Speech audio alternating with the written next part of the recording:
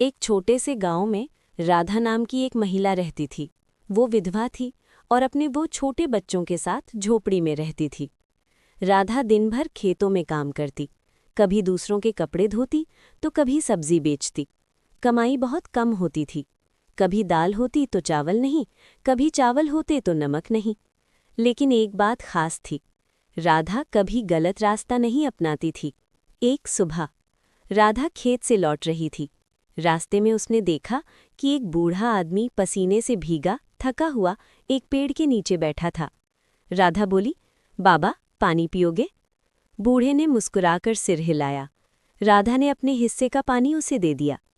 बूढ़ा उठते समय एक पुरानी सी कपड़े की थैली वहीं भूल गया। राधा ने आवाज दी, बाबा आपकी थैली। बूढ़ा बोला, बेटी अगर ये तुम्हारे काम आ जाए तो रख लो, पर याद रखना ये सिर्फ मेहनत और सच्चाई से भरी चीज़ों को ही बढ़ाती है। इतना कहकर वो गायब हो गया। राधा को विश्वास नहीं हुआ। घर जाकर उसने अपनी मेहनत से कमाए 20 रुपए उस थैली में रख दिए। अगली सुबह थैली में 40 रुपए थे।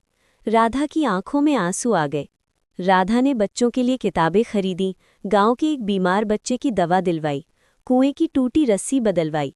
हर बार जब वो मेहनत की कमाई प्लस किसी की मदद थैली में डालती, पैसे बढ़ जाते।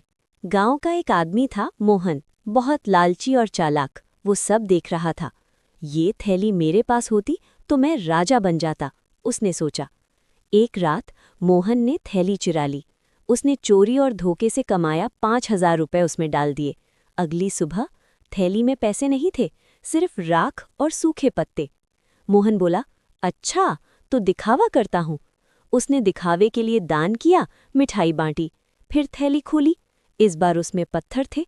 तभी वही बूढ़ा सामने आया। थैली को धोखा नहीं दिया जा सकता, ये दिल की सच्चाई पहचानती है।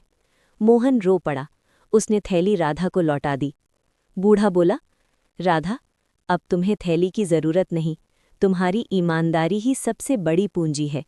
समय बीता, राधा का काम बढ़ा, लोग भरोसा करने लगे और वो बिना जादू के भी खुशहाल बन गई।